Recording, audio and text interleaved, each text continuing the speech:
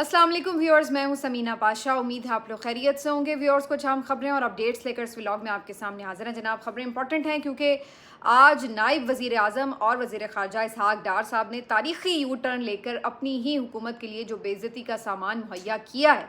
उसके बाद उनको दाद देना भी बनती है। और किस तरह उन्होंने वज़ीर आज़म ऑफ़िस पर, वज़ीर आज़म पर जो मुख्तलिफ़ मामलात हैं उनका बोझ लाद दिया है, ये सब चीज़ें आज के इस व्लॉग में डिस्कस होंगी। आज जस्टिस तारिक महमूद जहांगीरी साहब को एक और रिलीफ मिला है, वो भी आपके साथ शेयर करेंगे। आज ये भी आपको बताएंगे कि एक पीटीआई रहनुमा ने सरेंडर कर दिया है जी, और अदालत में पेश होकर गिरफ्तारी दे दी है। इसके साथ साथ ये भी आपको बताएंगे कि जो दौरे मरीम नवाज़ साहिबा कर रही हैं उसके ऊपर बड़ी गुफ्तगू भी हो रही है और बड़ा शोर भी मच रहा है कि जी वो बड़ा काम कर रही हैं, तो इनकी हकीकत आखिर में क्या निकलती है, ये भी आपके साथ शेयर करेंगे। आपसे रिक्वेस्ट है कि चैनल को सब्सक्राइब कर लें अगर अभी तक सब्सक्राइब नहीं किया। तो आज की जी टॉप स्टोरी है वज़ीर ख़ारजा इसहाक़ डार साहब का कौमी असम्बली में बयान, कि जिसमें वो तारीख़ी यू टर्न ले रहे थे इस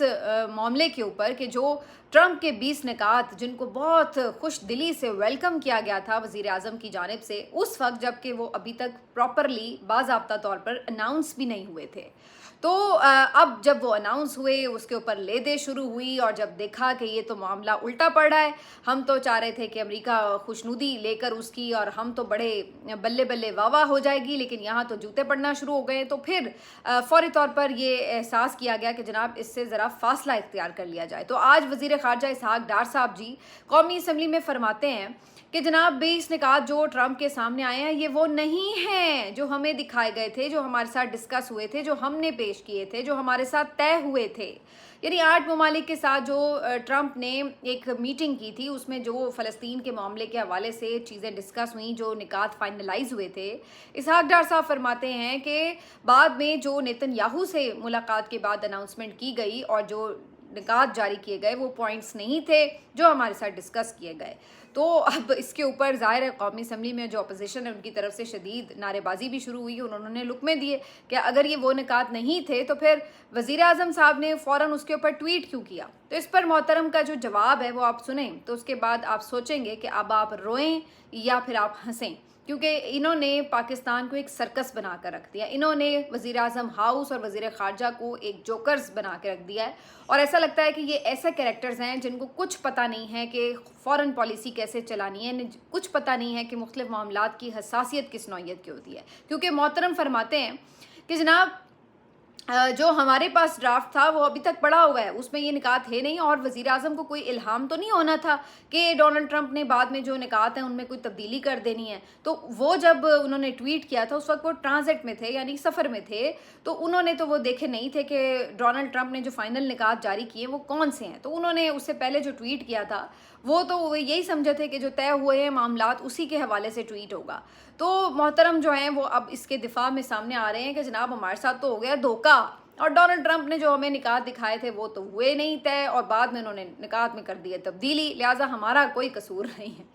अब आप अंदाज़ा लगाइए कि इन 2-3 जुमलों में ही इन्होंने अपनी ही हुकूमत और अपनी ही कारकर्दगी के ख़िलाफ़ किस कदर एक बड़ी चार्ज शीट जो है वो तैयार कर ली है। भाई पहली बात तो ये है कि आप लोग वहाँ पर ये तमाम चीज़ें डिस्कस कर रहे थे, तो आप कौन सा मैंडेट लेकर यहाँ से गए थे? आपने क्या पार्लियामेंट से, कैबिनेट से, अपोजिशन से किसी तरह की कोई मुशावरत की थी, कोई इत्तेहादियों से की थी कि जी हम वहाँ पे जाके फ़लस्तीन इशू के ऊपर कुछ बातचीत करेंगे तो हमें कौन सा मौक़िफ़ लेना चाहिए, क्या निकात डिस्कस करने चाहिए? जी नहीं, पहली चीज़। दूसरी चीज़ ये कि आप ये फरमा रहे हैं कि जनाब जो डोनाल्ड ट्रंप साहब ने निकात दिखाए वो अभी बाद में इन्होंने चेंज कर दिए। तो फिर आपसे दूसरा सवाल ये बनता है कि आखिर शहबाज शरीफ साहब को इतनी जल्दी किस बात की थी कि जो निकात अभी जारी ही नहीं हुए थे उन्होंने पहले ही से उनको इंडोर्समेंट देने के लिए इतनी जल्दी इतना खैर मकतबी ट्वीट किया ही क्यों? तो ये एक दूसरा ब्लंडर है जो आपकी हुकूमत ने किया कि बग़ैर निकात देखे आप लोगों ने उनको इंडोर्स कर दिया। तीसरी बात यह है कि इसहाक़ डार साहब वज़ीर आज़म के ट्वीट के बाद जब अगले दिन थोड़ी तनकीद वगैरह शुरू हो चुकी थी, तब तो आप ख़ुद प्रेस कॉन्फ्रेंस के लिए आए थे और आप तो उस वक्त ये फरमा रहे थे कि जनाब हमने तो जो कुछ किया है वो अल्लाह की रज़ा के लिए किया है। गोया आप वज़ीर आज़म की ट्वीट को और जो प्लान उस वक्त जारी हो चुका था, जो मीडिया में सामने आ चुका था, बकौल आपके जो तब्दील शुदा भी है, تو آپ اس کو پھر ڈیفینڈ کیوں کر رہے تھے؟ آپ اسی پریس کانفرنس میں کیوں نہیں یہ کہہ رہے تھے کہ جناب یہ واقعی تبدیل شدہ اور اس میں ترمیم کی گئی ہے نکات میں اور اب ہم اس کو انڈورس نہیں کرتے؟ اگر آپ میں اتنا ہی جگرا تھا تو آپ اس پریس کانفرنس میں یہ کیوں کہہ رہے تھے کہ جی جو ڈونلڈ ٹرمپ کے 20 نکات ہیں وہ تو خطے میں ہم نے امن کے لیے کیے ہیں، اس کو انڈورس کیا ہے؟ تو آپ تو اس وقت ان کی حمایت کر رہے تھے۔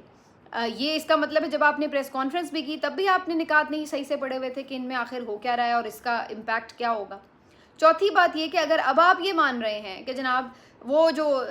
نکات ہے وہ تو ترمیم ہو چکی ہے، تو پھر اب آپ نے اس کے اوپر اسٹریٹجی کیا بنائی ہے؟ کیا اب آپ ابھی بھی ڈونلڈ ٹرمپ کے 20 نکات کو اسی طرح منو ان انڈورس کر رہے ہیں یا اس سے پیچھے ہٹ رہے ہیں؟ یا آپ کہہ رہے ہیں کہ ہم نہیں اب مانتے جی، پہلے اور کوئی دوسرا ہمارے ساتھ معاملہ کیا جائے، طے کیا جائے اور نکات میں تبدیلی کی جائے پھر ہم مانیں گے؟ اب آپ کے اوپر آپ کی اس کے اوپر جو اسٹیٹمنٹ ہے وہ کیا ہے؟ یہ تو آپ بتا رہے ہیں کہ اس وقت آپ نے کیوں کیا،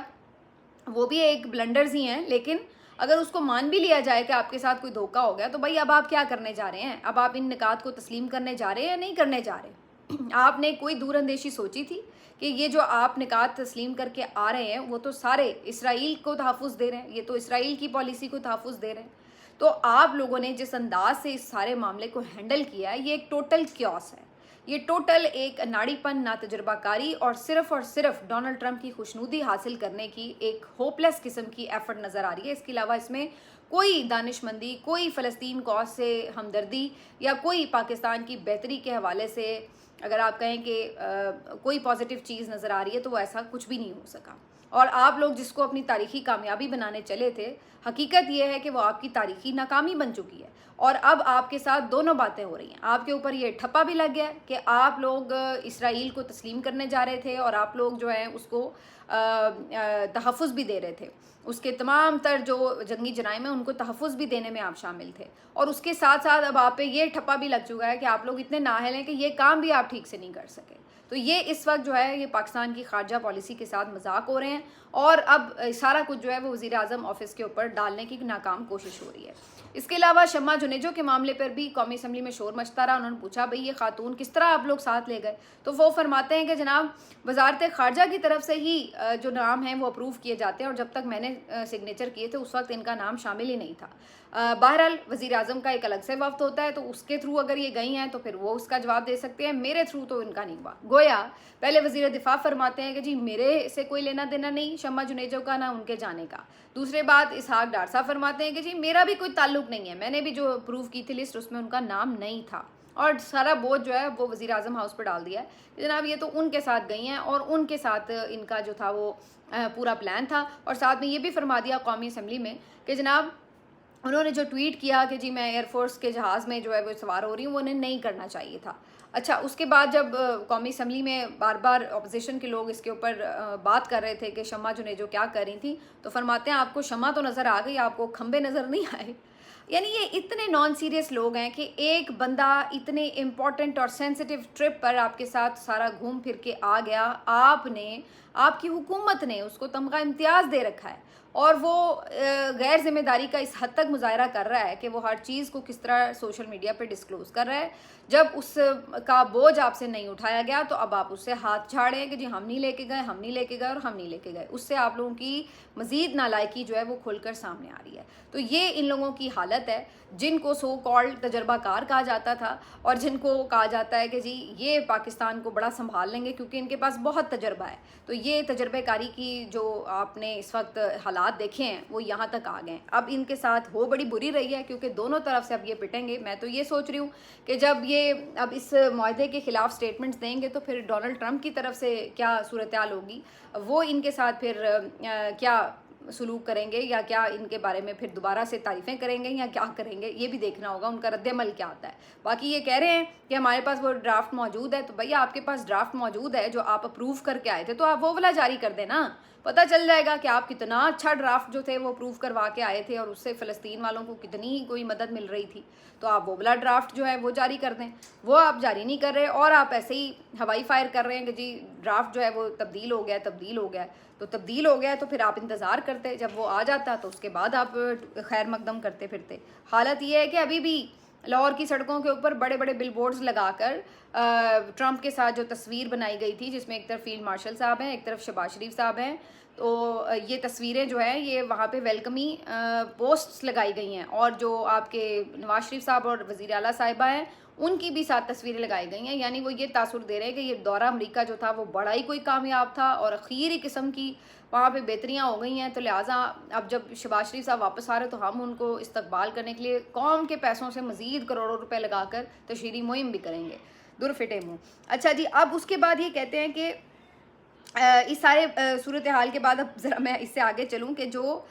چل رہی ہے معاملات کشمیر میں، وہاں پہ کیا حالت ہے. ادھر یہی پولیس جو کہ اسلام آباد پولیس آپ دیکھ رہے تھے، جو کارکنوں کے ساتھ پی ٹی آئی کے کارکنوں کے ساتھ کیا سلوک کرتی ہے، جو کل صحافیوں کے ساتھ جس غنڈہ گردی پر اتری ہوئی تھی، اس پولیس کے ساتھ کشمیر میں کیا سلوک ہو رہا ہے. آج بہت ویڈیوز جو ہیں وہ وائرل ہوئی ہوئی ہیں، جس میں آپ دیکھ سکتے ہیں کہ یہ اسلام آباد پولیس اور ایف سی والوں کے جو یونیفارمز ہیں اور جو ان کے سامان ہیں وہ کس طرح چوک چوراہوں پر اگلوں نے لٹکائے ہوئے ہیں. انہوں نے بتایا ہے کہ جی یہ ان لوگوں کی حیثیت ہے. انہوں نے جب پولیس والوں کو اور جو سیکورٹی فورسز کے لوگ ہیں ان کو قابو کیا، ان کے ہیلمٹس، ان کی شیلڈز، ان کے یونیفارمز، ان کی پتلونیں وہ جگہ جگہ آپ کو لٹکی ہوئی نظر آ رہی ہیں. اور یہ رات میں بھی ایک ویڈیو چل رہی تھی اسلام آباد پولیس کی، جو یونیفارمز تھے وہ وہاں پہ انہوں نے لٹکائے ہوئے تھے اور بتا دیا تھا کہ بھائی یہ پڑا تمہارا یونیفارم اور یہ پڑی ہیں تمہاری چیزیں. تو پھر جب آپ عوام کا جمع غفیر دیکھتے ہیں، اور جہاں پہ آپ کو یہ پتہ ہے کہ عوام کو اب کوئی روکنے والا وہاں پہ لیڈر نہیں ہے جو انہیں کہے گا کہ پرامن رہو پرامن رہو، تو پھر آپ لوگ کیا کرتے ہیں؟ جوتے چھوڑ کے بھاگتے ہیں، پھر پتلونے اتار کے بھاگتے ہیں. اور یہی کچھ جو ہے وہاں پہ فورسز کے ساتھ ہو رہا ہے. اور اب میں جیسے پہلے اس بارے میں وارن کر چکی تھی وہی ہو رہا ہے کہ اب وہاں پہ جو انڈین آپ دیکھیں سوشل میڈیا پر لوگ موجود ہیں، ایکٹیوسٹ موجود ہیں، وہ اس ساری صورتحال پر کس کس قسم کے ٹویٹس کر رہے ہیں اور کیسے وہ اپنے بیانیے کو پروموٹ کر رہے ہیں. اب یہ ان لوگوں کو احساس ہو رہا ہے کہ وہاں پہ بھی انہوں نے ایک اسی طرح تاریخی بلنڈر کیا ہے. اب یہ پھنسے اس طرح ہوئے ہیں کہ اگر یہ عوامی دباؤ کے نتیجے میں ان کی تمام باتیں مان لیتے ہیں، مطالبات مان لیتے ہیں، تو یہ بھی عوامی فتح ہے. کیونکہ اس لیے کہ اس سے جو انہوں نے 12 سیٹیں رکھی ہوتی ہیں اپنے ہاتھ میں حکومتیں پلٹنے کے لیے، ان سیٹوں کی اجارہ داری جو ہے وہ ان سے ختم ہو جائے گی. دوسرا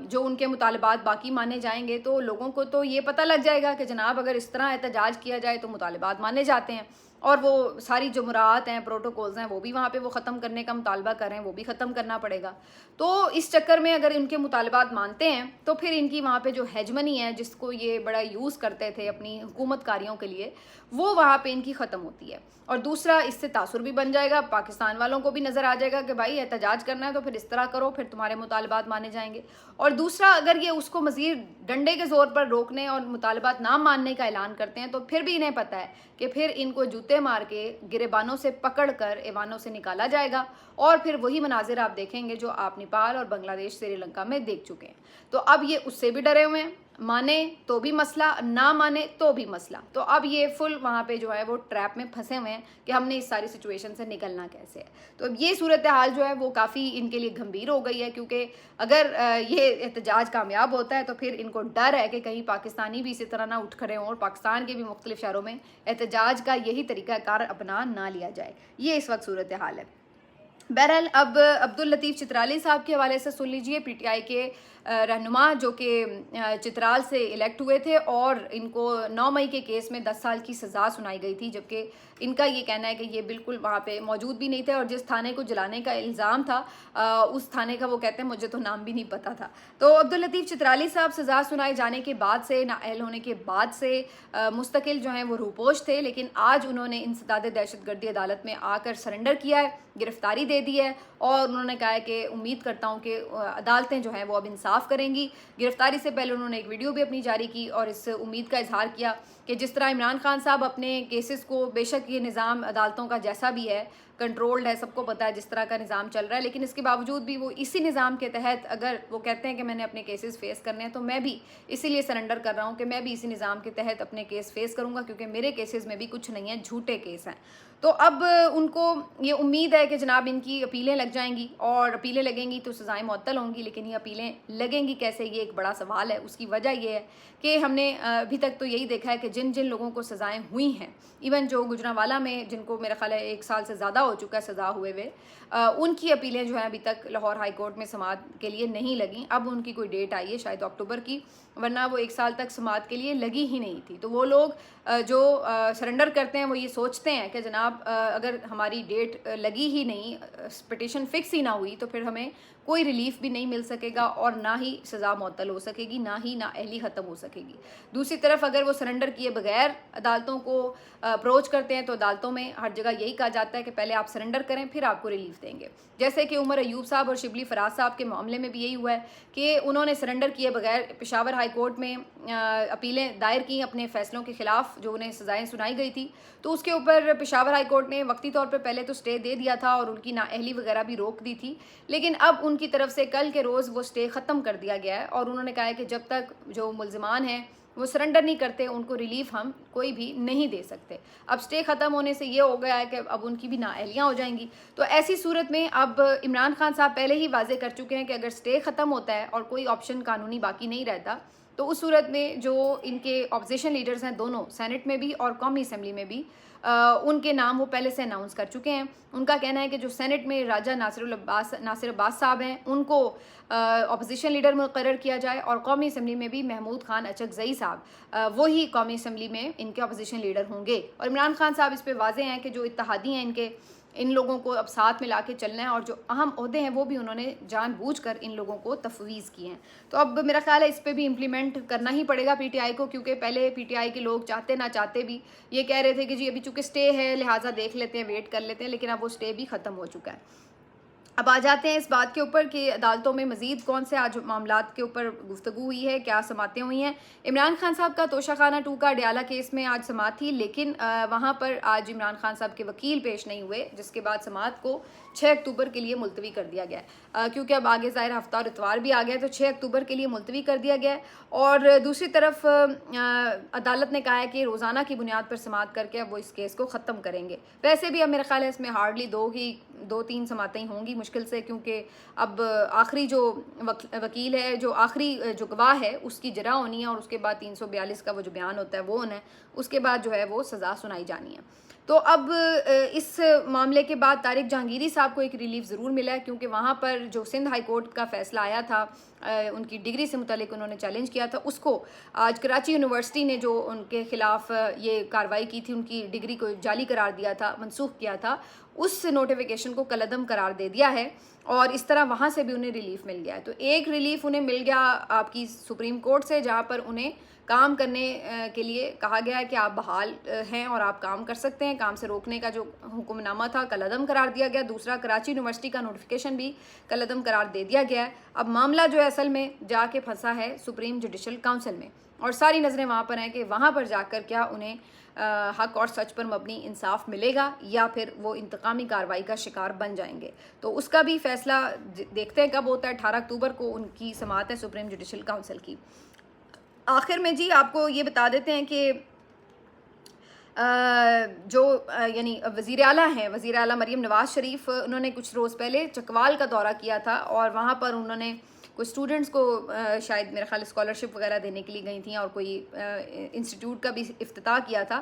تو ایک مقامی صحافی کے مطابق ان کا جو دورہ ہے وہ 5 کروڑ کا پڑا ہے, اور مقامی صحافی یہ بتاتے ہیں کہ جو جوس کے ڈبے, انہوں نے تصویر بھی لگائی ہوئی ہے اپنی فیس بک پوسٹ پر, کہ جو جوس کے ڈبے ہیں رانی جوس کے, اس کے اوپر مریم نواز صاحبہ کی تصویر کے سٹیکر جو ہیں وہ چپکائے گئے ہیں, اور وہاں پہ جو کھانے وانے کا اہتمام تھا یا جوس کے ڈبے اور اس کے اوپر اشتہاری مہم اور جو تقریب کا وہ سارا ایک خرچہ تھا, وہ کل ملا کے کوئی 5 کروڑ روپے جو ہیں وہ صرف ان کے آنے کے اوپر جو ہیں وہ ضائع ہو چکے ہیں. تو وہ کہتے ہیں کہ بھائی ان کے تو دورے بھی جو ہیں وہ اصل جو اسکالرشپ دینے آئے ہیں وہ شاید چند لاکھوں کا ہوگا, لیکن جو اس دورے کے اوپر خرچہ ہو گیا وہ کروڑوں میں چلا گیا. تو یہ والی جو ہے وہ آپ کو صورتحال اس وقت نظر آ رہی ہے. باقی جناب مزید کچھ عام خبریں بھی ہیں, لیکن وہ ہم آپ کو اگلے ولاگ میں بتاتے ہیں. کشمیر کے حوالے سے میں ایک چیز بتانا آپ کو اور بھول گئی کہ جو کشمیر میں اس وقت لوگ ابھی بھی قافلے چونکہ مظفر آباد کی طرف جا رہے ہیں, تو سہراب برکت صاحب جو کشمیر سے تعلق رکھنے والے صحافی بھی ہیں, ان کا یہ بتانا ہے کہ چمن کوٹ میں جو خواتین ہیں وہ قافلے والوں کے شرکاء کے لیے کھانا پکا کر پہلے سے راستوں میں کھڑی ہیں اور ان کو کھانا دیا جا رہا ہے. 80 دیگیں وہاں پہ چمن کوٹ میں دی گئی ہیں, اور وہ یہ بتا رہے ہیں کہ اصل جو اس مقصد کیا اس بات کو بتانے کا کہ وہاں پر آپ کو یہ یونٹی نظر آتی, کیوں وہ تحریک کامیاب ہے, کیوں وہ لوگ حکومت پہ پریشر ڈالنے میں کامیاب ہو گئے ہیں. وجہ صرف یہی ہے کہ وہ یونٹی سے ایک ساتھ جڑے پڑے ہیں, اور اس میں کوئی یہ نہیں کہہ رہا کہ یہ تو جی فلاں کا احتجاج ہے ہمیں کیا لگے، یہ تو وہ لوگ کر رہے ہیں ہم کیوں کریں. وہ سمجھتے ہیں کہ یہ ہمارے حقوق کی بات ہے تو ہم سب اس کا حصہ ہیں، اور وہ پھر اس میں پورا پارٹیسپیٹ کرتے ہیں. جو باہر لڑ سکتے ہیں وہ باہر جا رہے ہیں، خواتین گھروں میں کھانے بنا سکتی ہیں وہ کھانے بنا کے لے کے آ رہی ہیں شرکاء کے لیے. اور 5-6 دن ہو چکے ہیں کہ ان لوگوں نے بالکل اسٹرائک ڈاؤن ہڑتال کی ہوئی ہے، ٹوٹل شٹر ڈاؤن ہے، ٹوٹل اپنا جو بزنس لاس ہے وہ کر رہے ہیں. لیکن وہ کہتے ہیں کہ اس سے زیادہ یہ ضروری ہے کہ ہمیں اپنے حقوق کے لیے لڑنا ہے. تو یہ اس کو شعور کہتے ہیں. یہ جو ہم لوگ سوچتے ہیں کہ جناب ہمیں کیا، ہم تو انتظار کرتے رہتے ہیں، ہمیں تو جوتے پڑے ہوتے ہیں، ہم کہتے ہیں بھی جوتے مارنے والا جو ہے اس کی تعداد بڑھا دی جائے تاکہ ہم ذرا جلدی جوتے کھا کے گھر کو چلے جائیں. تو ہمارے جیسی جو قوم ہے وہ پھر اس طرح پٹتی رہتی ہے، اور جو اپنا حق لینا جانتے ہیں وہ بھائی کر لیتے ہیں اپنا جو بھی معاملات ہیں سیٹل. بہرحال جی یہ اب ساری کہانی چل رہی ہے، دیکھتے ہیں کہ اس کے آگے اب اس کا رزلٹ کیا نکلتا ہے. ملتے ہیں آپ سے اگلے ویلاگ میں، اپنا خیال رکھیے، اللہ حافظ.